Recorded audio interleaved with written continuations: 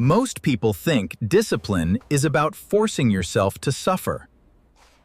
It isn't. The human brain does not chase difficulty. It chases meaning attached to difficulty. And the ancient Greeks understood this better than most modern productivity systems. In Greek philosophy, hardship was never punishment. It was treated like identity training. Once your brain associates effort with identity instead of pain, something strange happens. You stop needing motivation. You start craving resistance.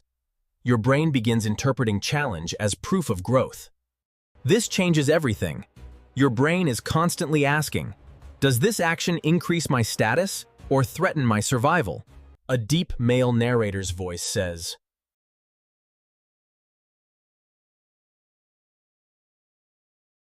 studying feels threatening. Exercise feels threatening. Deep work feels threatening. Every difficult task creates friction between your current self and your future self. The brain hates uncertainty, so it tries to pull you back toward familiarity, even if familiarity is destroying you. This fear limits your potential. It is why you procrastinate on the things you actually care about. Your brain isn't lazy, it's being protective. But the ancient Greeks had a method for overriding this. This framework was hidden within Stoicism and Spartan training. The core idea was very simple. You don't get strong by avoiding discomfort. You get strong by making that discomfort emotionally meaningful. The Greeks called this voluntary hardship. It means choosing resistance before life forces it upon you. Discipline works because the brain adapts to whatever it survives. This is how you train your mind. Science calls this stress inoculation. Your performance actually increases as you survive controlled resistance. This happens through predictive coding. Your brain predicts how much pain a task will cause before you start. If your brain predicts a task will drain you, you feel resistance. You perceive the work as a threat. But if your brain predicts the task proves who you are, you feel drive. It is the same task, but a new identity. When effort feels safe, discipline stops feeling like a battle. It becomes a predictable path to growth. The second stage is identity attachment. Humans will endure almost anything for the sake of who they believe they are. People wake up at 4 a.m. for identities. They will even fight wars to protect who they think they are. Identity bypasses the need for motivation. The Greek approach changes "I need to study" into a statement of being. Instead of "I need to work out," it becomes "I do hard things." You shift from a task to a character trait. Your brain listens to your self-description constantly. Your internal dialogue acts as a neurological instruction manual. If you identify as distracted or lazy, your brain stabilizes those patterns. You inadvertently train yourself to fail. Identity is rehearsal. Your nervous system always tries to stay consistent with the version of yourself you practice. The Greeks understood this deeply. They treated virtue as a deliberate practice, rather than just a personality trait.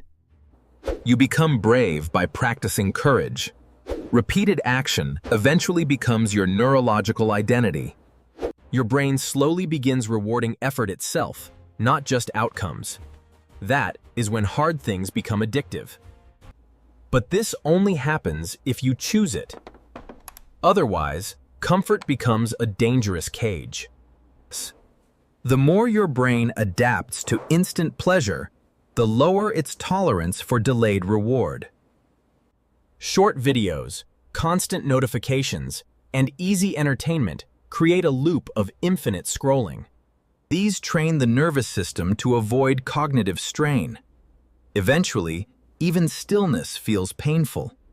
Focus feels painful because your reward system has been retrained around immediacy.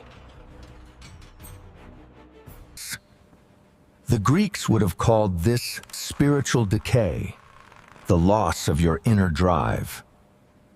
Modern neuroscience calls it dopaminergic dysregulation.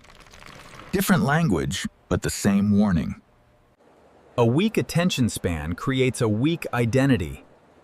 This is why voluntary hardship matters now. You are not punishing yourself. You are teaching your brain that discomfort is the path to growth. Boredom is not an emergency. Silence and effort are entirely survivable. Challenge is survivable. Once your brain stops fearing the hard things, it gets easier. It actually starts chasing them. Difficult tasks become easier much faster than you think. Yet, your old identity still predicts pain. This happens even after your body has already adapted.